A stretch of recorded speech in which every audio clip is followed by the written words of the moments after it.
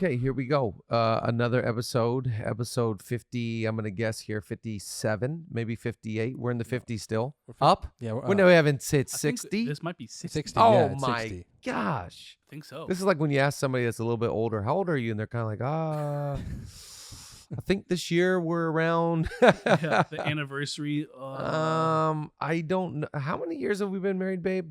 Welcome to episode Getting Up There at Leadership Lean In. This is a podcast dedicated to, we are all about the subject of Leadership. We're leaning into the subject of leadership just to get a little bit better.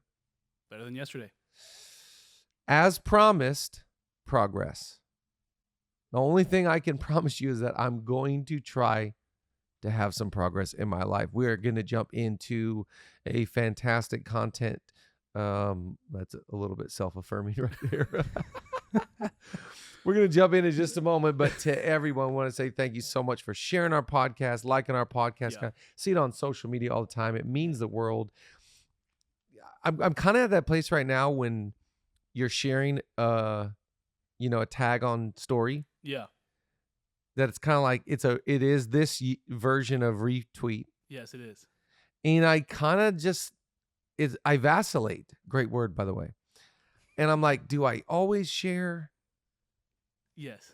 A lot when people post books that they're reading that I've written or leadership leading, every time I want to repost. Right. But I can't. I can't do it. Yeah, it gets a little bit. Gets weird sometimes. Yeah, and it's kind of like everybody's like, yeah, man, we know that you wrote some books. and you do a podcast. We kind of, and people, there are some that hate it, and there are a few that like it. So yeah. I had a great conversation last night with a person that is in the public eye, and we were talking about how great it is to be hated. And he was talking about one of his friends who is also in the public eye, and he's really sensitive, and he calls him, he's really overwhelmed and takes it personal. And he's kind of like, the way I see it is like, if I'm hated, that means that there's a polar opposite crowd that really enjoys this particular person's music. And so, they were just saying like, it's okay. Like, it's actually a sign of success. It comes with the territory. So I'm full circle. I'm saying that some people like leadership lean in, and maybe some people think, why are you wasting our time? We're going to jump into today's content. What makes a staff healthy? And I really enjoyed this question. I've made it my goal. I was sharing this the other day with our staff. I made it our goal this year to develop a healthy staff culture for us in our context in the organization that Julie and I get to lead. We started a church 6 years ago in the city of Los Angeles. We we went from like 2 services to 3 to 4 to 5 to 6, locations. And then, right in pretty much year 1 or 2, we started college. Yep. And then after that, we started a conference. And then after that, we started putting out music. And then we took our music on tours. And then we started a leadership podcast. And in all of the pioneering, the last thing on my radar really, truly, honestly, was like a healthy staff culture, which I say that in context because I teach staff every Tuesday. Right. So of course, to me, it's not like something that I wasn't thinking about, but as you add staff, HR becomes so important. Your org chart becomes incredibly important. Onboarding, and the dynamics of multiple staff. When you got 1, 2, 3, 4 staff, it's like we're just a family. We're just a little team. The more that you add, and the more you got to just kind of make sure everybody's on the same page as far as expectations. I years ago I read all the Patrick Lencioni books. I love Patrick Lencioni. In fact, I'm going to go and be in his area. I'm staying at a hotel this weekend where he writes all of his books. Very cool. So I always think about him, Patrick Lencioni, Death by Meeting, 5 Dysfunctions of a Team. There's another, The Advantage. Yep. All of it. And my father gave me all of his books. And I really like reading some of the 5 Dysfunctions of a Team, because every team defaults back to, their knee-jerk trauma, their knee-jerk, like tendencies for conflict.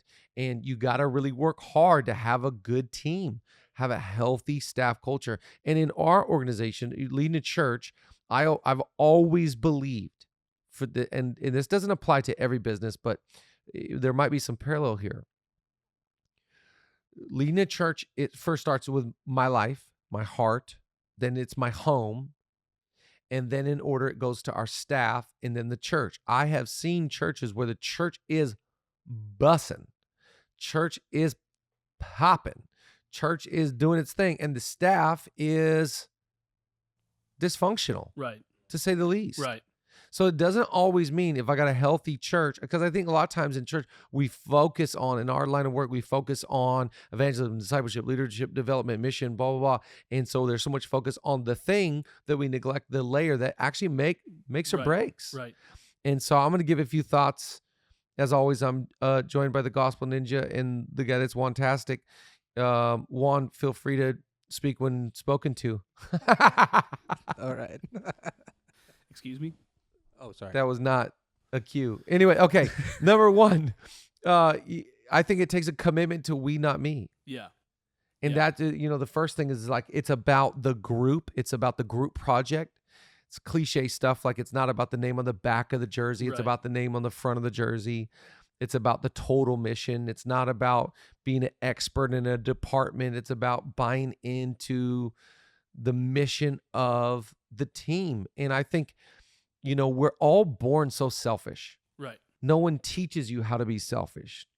No one teaches us, like, just be totally concerned about self. It's just innate.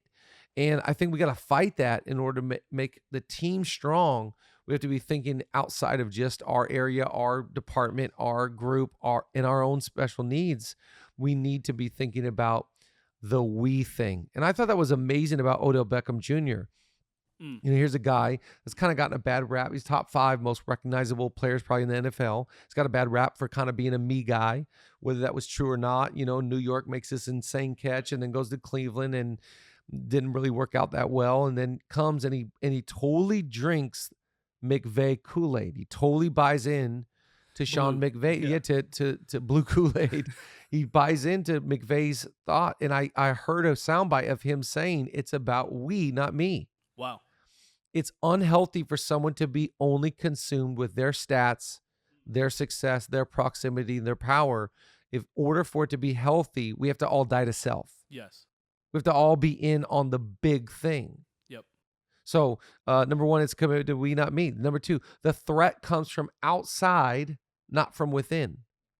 I always think building your business, building your organization, building a church is hard enough. I cannot be threatened by the people that are in the trenches with me. I cannot be worried about the left or the right. I've got to be worried about what's ahead. Is this hard enough to build great things? Yeah, that's a scary thing to do. I can't trust the people next to me. That's a scary place to be. Gosh, and it's exhausting. Yeah. I think that's where we really get sidetracked from mission, from goals. Right. And I read a book this last summer, Simon Sinek, who I just adore, genius. And I read that book, Leaders Eat Last. So and that's kind of the main takeaway I had from that book is, why do you set up a Ring app or a Nest or alarm system? I have a friend the other day, she got her car stolen in her driveway and the security cam showed it. Oh, no. Because she left her keys in the car. Oh, no. So we got to, they're going to try and steal. We got to just make sure the keys aren't there. That's it. But these cameras and these fences and, all of this is set up because we're aware there's threats on the outside. But when you come inside, there's got to be peace. Yep. There's got to be like, I know these people have my back. Safe place. We're not competing. We're cheering. We're not threatened by other success. Their success is my success because it's about we, not me. And I think in order for a staff to be healthy, it's got to have that dynamic of like, dude, we're totally aware and looking at the threats out there. We don't even think there's a threat in here. That is also applicable to families. Yes. Think about sibling rivalry. Sibling rivalry from the first family in the Bible, we got sibling rivalry. Yep. It's been around forever. Cain and Abel. And what did it happen? It kills them. So that's a threat in the house. in order for a family to do well, the threat cannot come from in the home. Yep. It's like we might be worried about things out there that we can't control, but in here you are celebrated, you are honored, you are valued, you have a voice, you are listened to, you have a seat at the table. Yep. And if there's damage that happens from the outside, it actually rallies, unifies the Yes. inside. But if it's the opposite, if there's a damage that happens from the inside, good luck trying to move forward. Good luck trying to gain that trust back again. Yeah, well, I think that what ends up happening is like we're all so impressionable. We all are impressionable. It's like I'm very easily influenced. Right? We all are. All of us. Yeah, you watch things and like all of a sudden you're like, how can we talk like them? How can we dress like them? How can Yeah. we? Because you got to choose your influences wisely. I think within a company, it's that old saying, one bad apple can spoil the whole bunch. So if someone turns, it can influence many people. Wow. And so you got to be careful that the threat is the greatest threat of I don't care what line of work. The greatest threat is never coming from the outside. Nope. It's always in the home. It's always in the office. It's always in the team. And you got to just be aware of that this is why we focus on health. So we got to have healthy conversations, we're going to get to the next one. In fact, write down number 3, conflict is resolved. Yeah. Conflict is inevitable. Flare-ups, disagreements, it's kind of unbelievable to think I'm never going to have conflict with Nate, or I'm never going to have conflict for the Wanster. We're human. Yep. We're going to disappoint each other. I'm going to disappoint you, so on and so forth. So we have to give major margin for error, Yeah. major grace, major room for growth. So I'm not saying everyone has to be perfect. I'm actually saying embrace conflict. Right. Don't avoid it. I think the thing that really kills teams is avoiding conversations. Right. Avoiding the conflict. We're in a series right now in church, talking about messy. And basically what we're talking about is like, hey, it's messy. Can you sit in the mess? Can you work through it? Can you clean up the mess? A lot of times it's us that make the mess. It's not even the outside. Right. It's like, I made a mess of things. Well, I didn't do X. I didn't do Y. I didn't do Z. And I got to own that. I got to apologize. I got to make amends. I got to build trust back. So good. It's that whole thing is like, trust is like, it takes years to gain and seconds to lose. Right. Yeah, but guess what? You can gain trust back. Yep. It's possible. Yep. It's not impossible. Right. No, it's not impossible. What a lie to think one tweet or one liking of photos or one comment or one thing, you're out forever. No, I think America loves a comeback. We all love a comeback. Yes. Because we all believe the best in others, and we all need comebacks. Yeah, and we want that because we know I'm going to need if they it. can come back. I'm going to need your grace. Yes. And so I am never afraid of conflict. I'm only afraid of those that have conflict that cannot resolve. Yep. Because it says to me, you don't know how to forgive yourself. If you know how to forgive you, you will learn how to forgive others. Wow. And to me, it all starts with how I love myself, how I see myself, how I forgive myself. If I'm gracious to me, I can therefore be gracious to others. Right. But if I'm so legalistic on myself and I'm so hard and you're such an idiot and why did you do that? And blah, blah, I'm going to treat others that way. Yep. You got to be very careful. Number 4, everyone is running the same play. So what makes a staff healthy is everyone is running the same play, vision, value, standards. To me, when we look at the word division, what does the word division means? Division is division, it has multiple visions. Yep. So this person's on this page and we're actually over on this page and you go, wait, what play are you running? Right. Wait, hold on. You ever see that where it's like a quarterback throws it to the guy and the receiver was Supposed running to- some crazy route and it's like, and the quarterback just looks at the guy like, I called the play, you did not run the route. Right. Leadership to me is going like, hey, everybody make sure we're all on the same page. This is the play we're running. Yep. So what is the play? It is the vision. So where are we going? What do we see? I got to paint that picture. I got to use the gift of imagination to paint a beautiful picture of, that's what leadership is. Leadership is bringing people into a space that doesn't exist yet. Yeah, dive into that a little bit more. The gift of imagination. Well, because if you can, I always think this is just John Maxwell stuff. If you can see it, you can have it. If I can see it, I can achieve it. So, and this is biblical, right? Habakkuk, he's like, write down the vision, make it extremely plain so that the one that reads the vision can run. Even though it tarries, it takes time, it's going to come to pass. So my job is to get the vision first. Get the future. Where's it going? What do we want to accomplish? What mountains are we going to climb? Okay, so if I paint the vision, everybody sees the vision, everybody sees where we're going. Okay, we don't have that many locations right now, and we don't have that many streams right now, and we don't have that many albums released, and we don't have that many leaders developed, and we don't have, you see what I'm saying?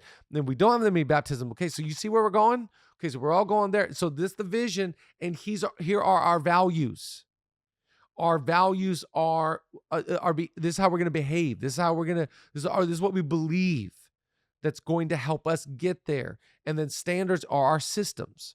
Your systems are perfectly designed to deliver the results you're currently getting. Right. So what are our standards? What are our systems? How are we going to, okay, vision is great. That's awesome. I love dreams. I love prophecy. I love imagination. I love the dreaming, but it's like, okay, I got to have values, the value of discipline, the value of follow-up, the value of metrics, all those things. And then standards. What are the standards we're going to hold ourselves accountable to? And the systems of our standards. So I think, people get really frustrated when they go, wow, I love the vision. I don't think you have a clue on how to deliver that. Right. I think we're going to have to take some time to develop the right values. Generosity is our privilege. People are our passion. Excellence is our standard. His house is our priority. Jesus is our message. You find these values, and it's like, okay, that's what we're about as a tribe. Yep. I think one thing you added to on this teaching, it was vision, value, standards, and then expectation. Yes. Was the individuals. All these things create a clear cultural expectation that as individuals, we're all striving to this on our own personal levels as well. It's a massive part. I'm going to get to expectations in a second, but I think, it's like my role is to say, this is the play. This is the standard expectation. These are the values. You guys good? Because I'm trusting. We're on the same page. Ready, set. Yeah. 1, 2, 3, 1. Let's go. Number 5, the attitude of the team is positive even when it comes to problem solving. So good. I know this stuff is cliche, but I never grow tired of hearing it. Yeah. Your attitude is your altitude. You will never surpass your attitude.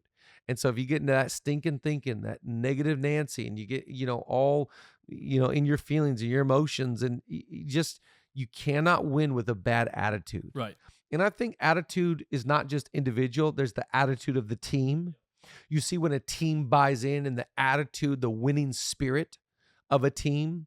Watch this with the Seahawks, right? When they won the Super Bowl and they made that run, and remember they had that onside kick against the Packers. They couldn't believe. And then, Richard Sherman tips the ball out of Crabtree's hands against San Francisco, and they've got this winning attitude. And all of that was deflated the moment that an interception was, made on the 1 yard line, and the attitude of the team shifted, disgruntled, right, questioning leadership. So you got to preserve attitude. It's an old saying, but attitude is everything. Yeah. And so we're gonna face problems. Yep. We're going to go through issues. There's gonna be staff that transition. There's gonna be people that have, moral failure or financial failure or faith. There's gonna be things, but it cannot crease the attitude. The attitude's gotta stay optimistic. We can solve the problem. We can take new ground. This morning we were reading in our read through, and I just love in Numbers reading about Caleb. Caleb had a different spirit. What was that different spirit? Is a different attitude. Yep. Everyone else had an attitude of a poverty mindset or a negative mindset or a less than, or inferiority complex. Caleb saw himself big, capable, strong, winning. It's attitude. Yep. And if you have the right attitude, it attracts people. I always think people with the right attitude, if they got a wrong attitude, they don't want to be close to them. Yeah. It's the biggest thing, actually. It strikes a chord. It's like, they're positive and I want to be negative and I want to be mad and I don't want to be around. And you see, a lot of times positive people catch flack. Why are you so positive? How come you're like that? And I think you got to be careful to not let negative people pull you down. Right. Keep that winning, keep that excitement, keep that, of course, not fake. Right. Nobody likes fake attitude, fake energy. It's got to be authentic. It's got to be from a genuine place. Right. I think that's why there's so much self-leading and self-feeding that is required of a great leader.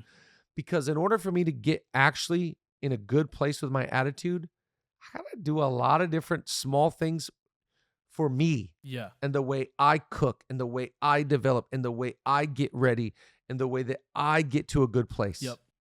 I can't fake that stuff. No. People will feel it. Totally. And not only will they feel it, it's so fragile. Yeah. When the interception happens, you flip and you go, oh, you've been faking the whole time. Yeah, that's a great point because, I cannot let outcomes determine my attitude. I'm not defined by outcomes. And so much of attitude is a reflection of results. So if I live my whole life results oriented, I'm going to live a vicious roller coaster. Yeah. It's like social media. If you post something and you expect the result to define how you feel, listen, that's out of your hands. You have no control. Yep. Which, by the way, how long did it take Instagram to go, hey, maybe we should give people the option not to show their likes? Yeah, exactly.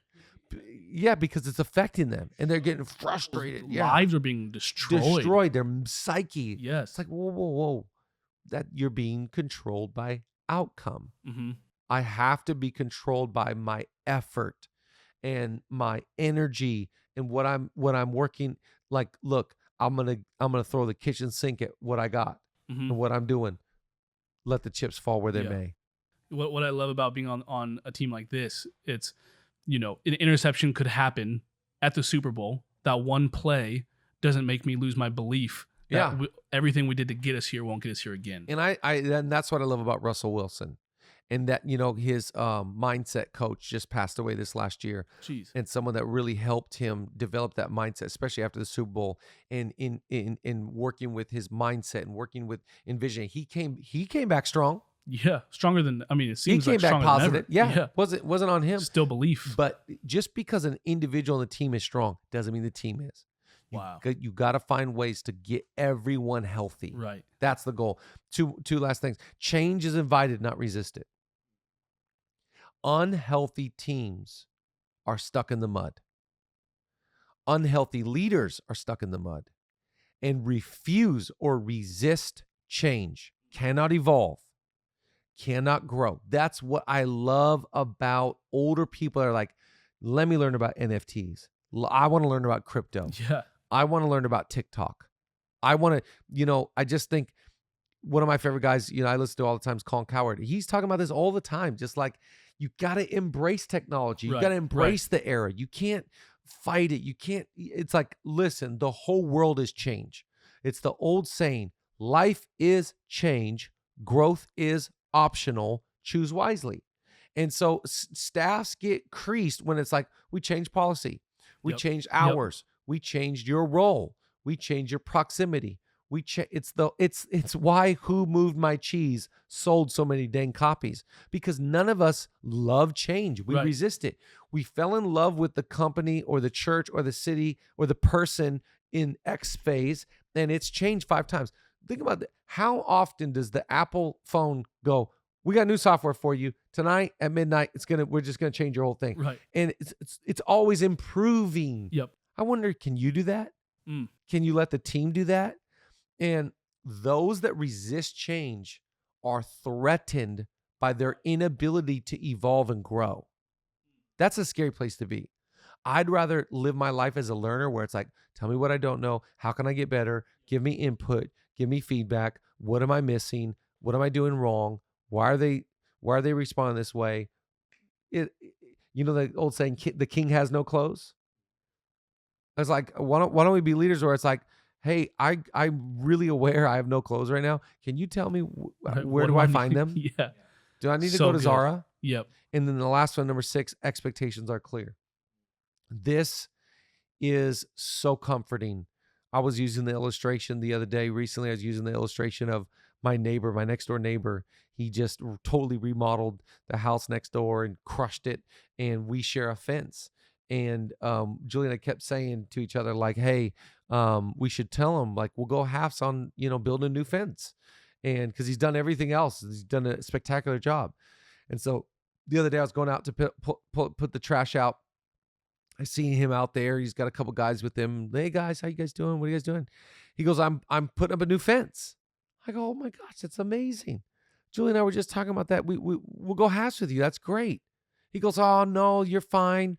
I'll pay for it. But if you want your side to be finished, if you want to pay to finish your side, I'm going to pay for them to finish my side, but I'll pay for the fence. And I was like, it's like when someone picks up the check, no, please. But inside you're like, yes, so happy. Yeah. But it's that old saying, fences make good neighbors. Right. And so do expectations. Yep. You got to paint clear expectations where it's like, this is what I want. These are our hours. This is the behavior. These are our values. Yep. Expectations are, people don't want to live in the gray. So much of their life is in the gray. Yes. All of their relationships are in the gray. Jeez. Where do we stand with them? What do they think about me? Are we still good? Yep. Are we still close? Are we friends? Are we not friends? Is everything okay? Am I okay? There's so much great people just find so much comfort. This is what I expect. So I can go, that's what you expect? I'm out. Right. Or that's what you expect? Great. I can hit that. I know the mark that I need to hit. Yeah. So I love that. I think, listen, these are just a few thoughts on building a healthy staff. And I'm a student right now. I'm trying to learn. We're doing research. We're trying to find out. We're trying to discover. But I think we should make it our goal, just in general, to build healthy teams. Yep. And healthy teams, like, it's all about the team. Yeah. It's never about the Lone Ranger. It's never about the hero. It's never about the one guy. It's always about the team. And I think just thinking about the team and talking about the team and asking questions and meeting with people starts us to discover what was unhealthy that needs to become very healthy. We just did this yesterday. We spent a few hours just talking about, the church with our area leads, people that lead a few different areas in the church. And we talked about for hours. Right. This is broke. You got to stop doing that. Hey, let's change this. And when we left, I go, hey guys, we just got better. Right. And I didn't know a few things that they told me were happening. I didn't even know. I go, that's happening? Right. Yeah. Did you know this? Did you know? No. That's frustrating. We've got to spend time. Health doesn't just happen. No. You got to be intentional. For life, it doesn't just happen with, It's the whole saying, if you are not deliberate, you will be default. And your default is not healthy. What do you default to eating? Bad food. Not for me. Yeah, exactly.